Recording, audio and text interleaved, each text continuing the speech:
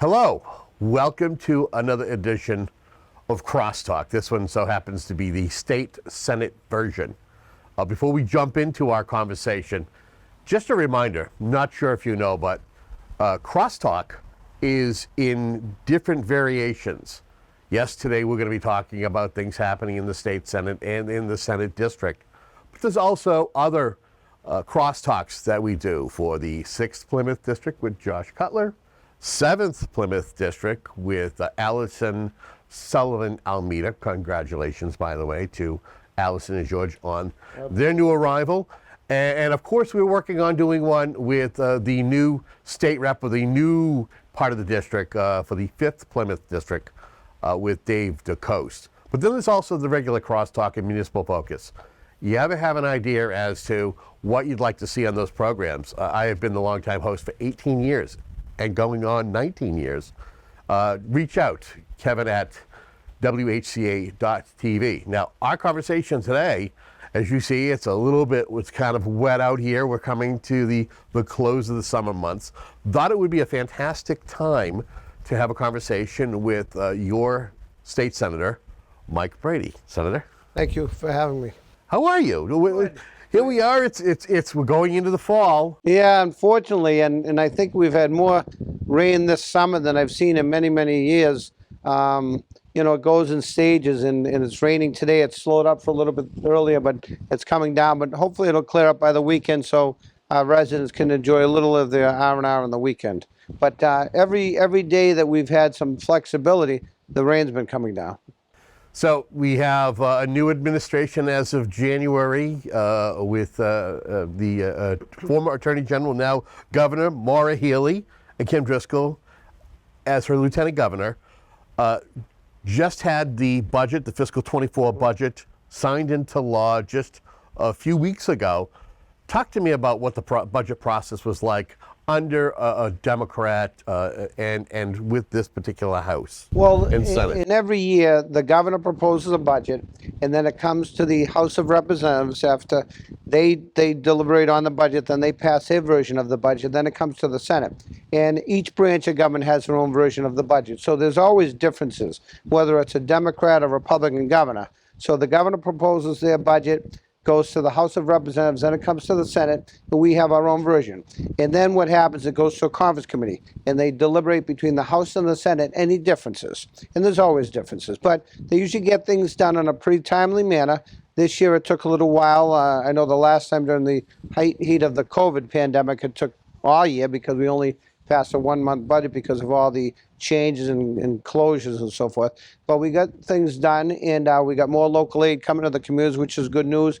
The Student Opportunity Act, fully funding that kind of got put on a little delay. It still was funded, but it took a while because of the COVID pandemic. And things are looking good for the Commonwealth. The Commonwealth is in pretty good financial shape, so that's the good news. We still have other piece of legislation that we'll be dealing with after Labor Day. We still are in session, but not full formal session until after Labor Day. But there's still subcommittees. I'm still meeting with constituents. I just went to a couple conferences. One was in Toronto, Ontario, to discuss what works in other communities and what doesn't work. And we deal with legislators from all over the country. So we deal with energy issues, environmental issues, school funding, etc. There was another one in Indianapolis that my first time ever visiting there, and I met with some colleagues, and you learn a lot from what works. And prior to that, I was also out visiting a piece of a Deerfield farm talking about anaerobic digestion. And what that is, that's converting food waste into energy. Right now, a lot of our food waste goes to these landfills, and it takes longer to biodegrade and break down. And it's a way to get clean, renewable energy, and it gets away from the fossil fuels. I think we still have to balance everything out with, natural gas and other entities and electricity, but this is a way to convert food waste into energy. And we've passed legislation in the past, but we're looking to expand upon this. This farm in Deerfield, there was no odor for the residents. It was unbelievable. They got these big holding tanks, and it's positive news for the Commonwealth. Let's talk about one of the things that when you were elected to serve a Senate district or state rep district is what you're able to bring back to the communities that you serve. I know you're someone who is proud to always try to work with the leadership to get what you can for your district. what have you been able to secure, whether it's in funding or even earmarks? Well, I appreciate the question. I'm very fortunate. I serve in the Ways and Means Committee, and Mike Rodrigues is the chairman of Ways and Means. We've got a great relationship. I also am the chairman of Public Service and a vice chairman of Public Safety and Revenue. So being in that role, I was able to get some funding for the district. And my district changed a little bit, as you know, this year. I represented the town of Easton, which is part of Bristol County, the city of Brockton, Whitman, all the way to Hanover down to Plimpton. Now, I do not represent Hanover or East anymore. They added Avon and part of Randolph. I share that with Senator Timothy. So a big thing is water issues across the Commonwealth, PFAS in the water. And I got a couple of things of funding. One is to do a study with the Old Colony Planning Council, and we were able to get $200,000 in that, and then that's a federal grant of $900,000 from the federal government. So the Old Colony Planning Council, we've discussed that, but you know, Silver Lake supplies water for our region. That always has PFAS issues in it, chronic bacteria, so I always get funding for that. The town of Avon, which is in my new district, they have wells. And when my brother used to take showers, he passed away a couple years ago, but his hair would turn green. It'd be so bad, the wells. So we got money to clean up the PFAS in the water there. That's still an ongoing issue. And as you know, our firefighters, they save lives every day. Some of their equipment that they wear that's supposed to protect them from fire and so forth, there's PFAS in their equipment. So we're addressing with public safety as well on that. But that's a big issue. So I always get money for the water. Schools are another area, and transportation another issue, and a couple other things that I was able to get. The Champion Plan, and you know, even though we've dealt with COVID and all this stuff, people are still suffering from addiction. And Mayor Carpenter started this from the city of Brockton, but they help residents from all over Plymouth County and Norfolk County. I always get additional funding in that to help people with addiction crisis, and whether you're wealthy, poor, it doesn't matter. It's hit so many families in the Commonwealth and across the country. And I know, as you mentioned, the former Attorney General, the governor, she had some lawsuits going after these big pharmaceutical companies and got more revenue for that. But it's still an ongoing process. So I get money for that every year. As I mentioned, Racial Equity and Justice Institute, that's at Bridgewater State University. They also deal with Mastery Community College and other schools to help get funding for that in a higher ed. Subsurface utility engineering exploration for Route 14 in Hanson. You know, our roads are still in deplorable condition. We use Chapter 90 money for that, but there's also other funding. And you got to replace some of these pipes too. Some of these pipes in Plymouth County are so old. I mean, I remember years ago they did a study. There was roots from trees going in there. They checked for leak detection, and we've been replacing some of the pipes. But as everybody goes, especially in this weather, you're going just to the market and you're running into potholes, everything else. So I get money in the budget every year for the road resurfacing and to take care of that. And then a couple other things working with Senator Timothy. As I mentioned, I represent the town of Randolph with him. So we got money for the fire, personal protection equipment, and traffic issues in surface. And transportation is still a big issue. I know that, you know, the T has been a mess. They're dealing with that at the administrative level. They talk about closing the red line while they repair that. But even our bus transportation in our railway system that goes up Route 28, that's running well, but they're looking to do some construction of the central station, which where our Brockton Police Department is. They're looking to build a whole new public safety building in Brockton with a new fire station, a new police station, and a new Brockton Emergency Management. But a lot of people from the surrounding towns use the train to go to Boston or even down the Cape in the summertime for a little R&R. They've got to make that more efficient. And as you know, if you've ever driven into Boston on a daily basis, I mean, my staff complains to me every day, especially when they were used to working from home during the middle of COVID. You know, you could normally, if there wasn't any traffic, it'd only take you a half hour. Sometimes you're waiting in traffic for 2 or 3 hours. And it affects people's getting to and from work or going to hospitals in town. You talked a little bit earlier on about the Student Opportunity Act. I know one of the provisions that was put in, it's something that was started during COVID, and I think that is free lunch. Mm-hmm. And I think under this administration, offering college, 2-year college, yes, community college, to individuals who are 25 or older. Can you talk a little bit about that? Yeah, and that's been passed in the budget, and that's being implemented this year, so it gives families an opportunity. When I was a young lad, I worked nights at Superior Bakery too. I couldn't afford anything other than Master Community College. I'm grateful I was able to attend there. but a lot of families suffer, and then families who, they have families of their own, they got to go back to work. It's tough for them. So this is an idea from the governor that's put forth in a passive budget, and it's the first year this is being implemented. So that's important. And we're looking to do other things too. The Student Opportunity Act can only go towards two things: public education or road transportation. It cannot be used for anything else. And there's a lot of misnomers. Oh, they'll take the money to use for anything else. They cannot use it for other than the two things: is education and transportation. It's funny you mentioned Superior Bakery. I grew up in that area. The summertime was best, especially when they were baking the fresh bread, and you could smell it throughout the whole entire neighborhood. There was nothing like it. Well, I still love the bread there from there. Of course, I don't miss too many meals, but when I was younger working there, or even as a young child going to Beaver Ross Elementary School, my mother would always have me buy 2 loaves of bread because I'd eat one fresh out of the oven on the way home and then one for the family. But I still love the Italian bread there. And it's still a family-owned business. And we helped them out a while back because the big corporations tend to try to take over the smaller businesses. I'll never forget when I worked there, when I was going to Massasoit, we started putting the crusty rolls into Shaw's bags. And we sort of saw the writing on the wall because eventually Shaw's started their own bakeries, which they have a right to do. But they could sell the product at a less expensive rate than a private small business. And through people in the city, we were able to help them get some grants and help them sustain. And they're doing very well. And the original family, the Farinis and the Benedictus, they've passed on to their children. So Joe Farini, the son, is my age. He's running the business now. So it's still a family-owned business. Again, this is a program that is more so the Whitman-Hanson area, but it's also worth noting, again, I want to tie businesses and well-known people and how things change in communities. Whitman has changed over the years. We look at what's going on with Peaceful Meadows there. Mm-hmm. That is being put up for auction, and as folks are watching this, it's already been sold. Yeah. And then you look at an institution in Brockton like George's Cafe and losing its owner, Charlie Tartaglia, recently. Talk to me about businesses, the old stalwarts that we know for businesses as they change hands. Like Peaceful Meadows and George's Cafe, that was like a sports museum. I mean, Charlie and his family grew up with Rocky Marciano, the only undefeated world heavyweight champion. Marvin Hagler's been in there. Even Muhammad Ali was in there. And there was a picture of him eating a twin lobster back in the day.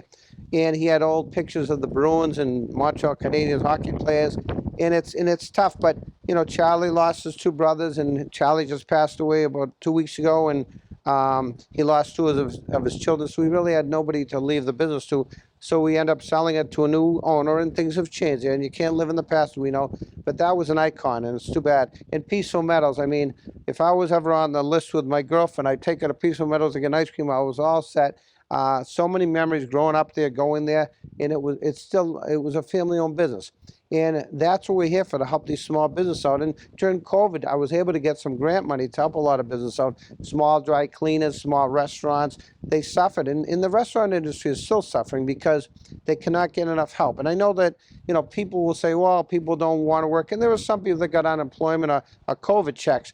But with the way the world is today, more people are working from home. My staff goes in when they can in Boston, but sometimes they'll work from home with technology. And I'm learning about technology. I've got the cell phone and all that, but about Facebook and all these other new things. And that's how people communicate. So more people are working from home. So a lot of office space, like the real estate market, has gone through the roof, and it still is, even though interest rates have shot up. But the office space in Boston, and especially New York City, I'm seeing more vacancies. Now, the good news from that, like in some communities like Brockton, some of the towns, we're converting, and you'll see it in Whitman here, a lot of these old office buildings are being converted to housing units, market rate, not just low income. There's a need for that. But people that, like young students who just graduated from college, they've got a nice professional job, but they can't even afford to get an apartment. So we're trying to get more market rate housing units put in all these surrounding towns. And I know, again, you got to work with the neighbors. I know there was 3 zoning proposals in the town of Hanson, which I represent, and one of them the people were fine with. It was a nice area, but the other 2 are right in some high watershed areas. There's flood zones, and the residents feel it's not safe to build some buildings there. So the proponent will go to the zoning board, may get approval there, but he's also got to go to planning, got to go to other departments, and he's been held up because he hasn't proposed the right proposal for those areas. So you weigh out everything. That's why I like keeping the control with the local zoning boards and the local planning departments. I'm not in favor of taking away that, though I know we have a big need for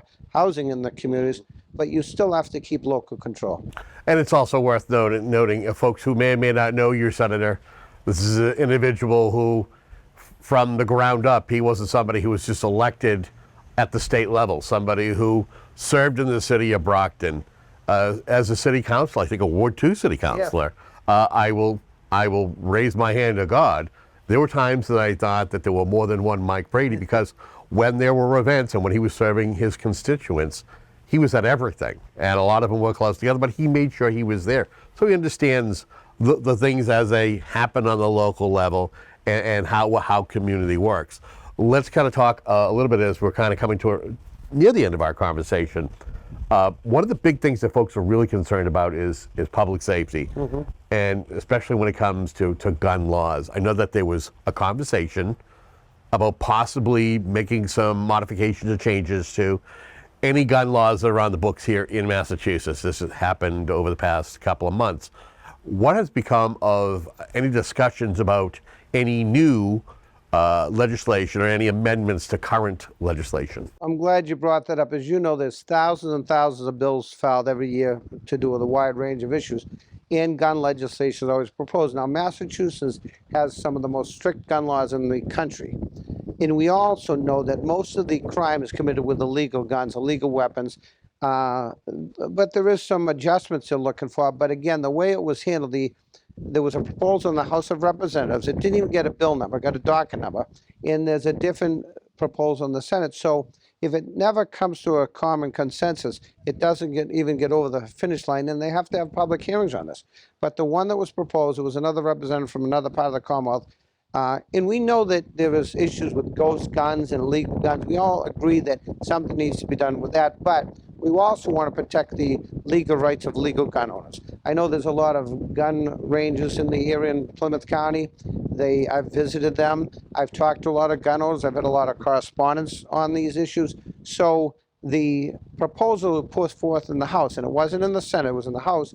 They kind of put the brakes on it because they had a lot of correspondence. I mean, I know the gun owners actually had reached out to myself and reached out to many, many other residents. And again, we want to protect legal gun owners. But like anything else, you got to make sure people are mentally stable. When you get a driver's license, you got to go back to get checked out every year or so, or every couple of years.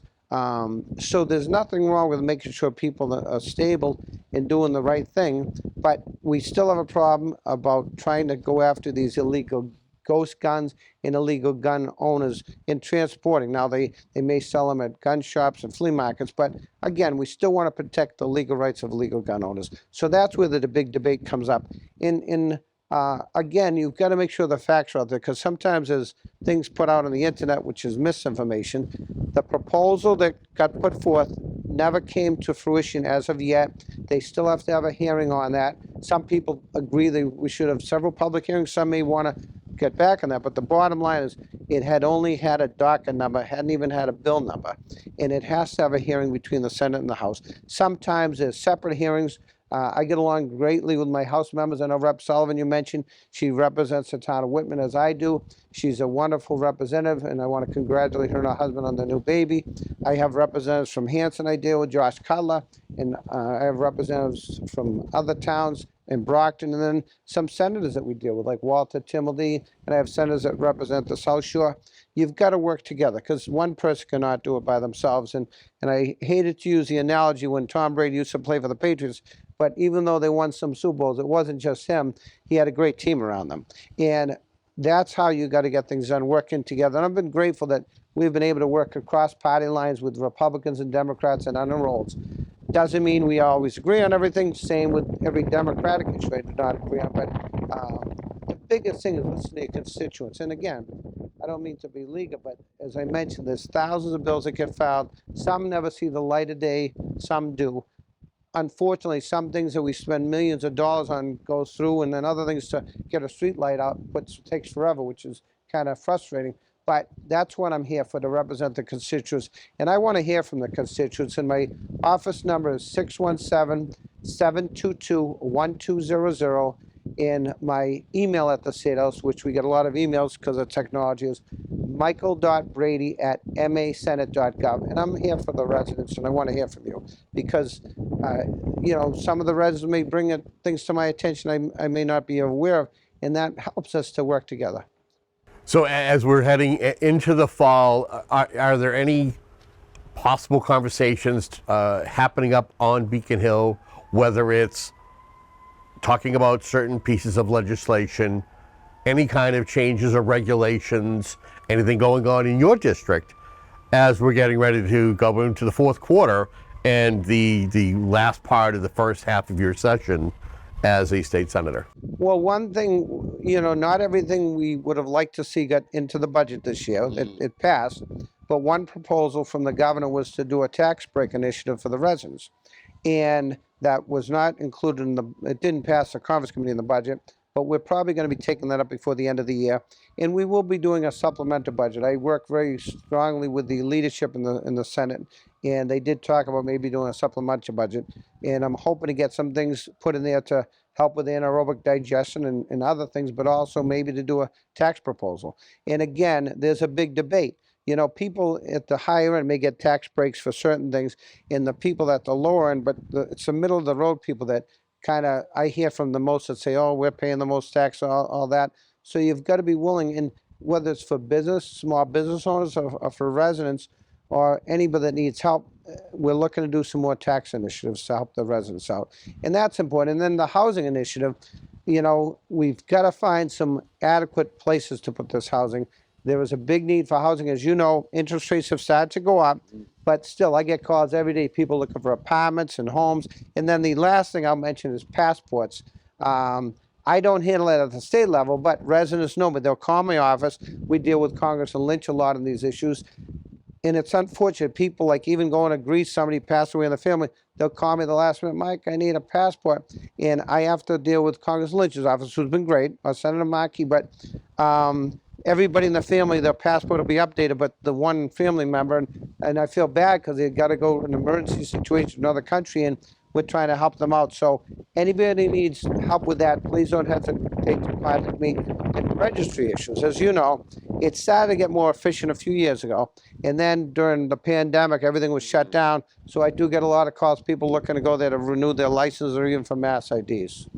It's interesting you mentioned that because it was, I would say about 3 or 4 weeks ago, I needed to go to the Brockton registry. And it has vastly changed from when you and I went to go get our licenses, where you just kind of sit and you like, hope they called your name. Yeah. It's a totally different system. And so it was synonymous with that day, they were tearing down the grandstands at the Brockton Fair. Sadly enough, no more Brockton Fair, as there is a conversation that maybe that land is up for sale. Another story for another day. But I stood in line. This is a line to be able to get into the queue to be able to call. So, there was a line that was red coded, which meant that you needed to ask a question and get paperwork in order to get into the green, or almost like the fast pass lane, to be able to sit down and be called.